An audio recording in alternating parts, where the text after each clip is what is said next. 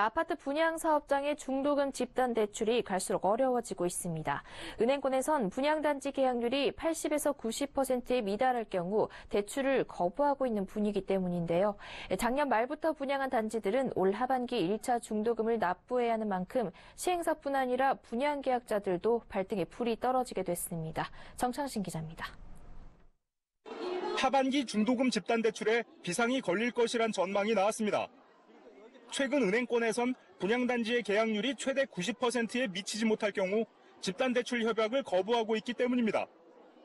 오늘 건설산업연구원은 서울 논현동 건설회관에서 하반기 건설부동산 경기전망 세미나를 열고 이 같은 우려를 나타냈습니다.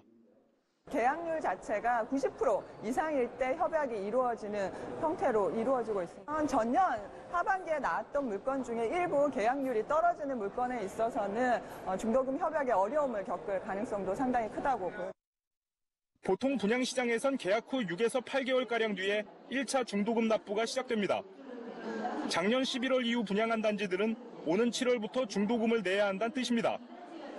주택도시보증공사가 작년 11월부터 올해 4월까지 집계한 신규 분양 물량은 총 10만 5,475가구에 달합니다. 전년 같은 기간과 비교하면 34% 줄어든 물량입니다.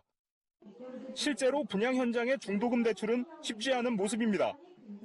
한국주택협회가 지난해 10월 17일부터 올해 1월 31일까지 분양한 116개 사업장 중 조사에 응한 52개 사업장을 살펴봤더니 대출 협약이 완료된 단지는 15곳에 불과했습니다.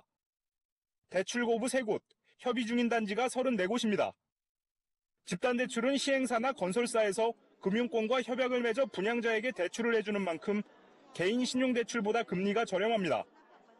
한국은행 경제통계 시스템에서 시중은행 대출금리를 확인해보니 4월 기준 집단대출 3.06%, 주택담보대출 3.21%, 일반 신용대출 4.52%로 나타났습니다.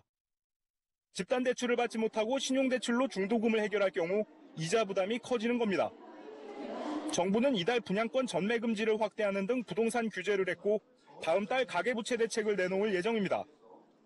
대출받아 아파트 투자에 나서는 수요자의 설 자리는 점점 사라지고 있습니다.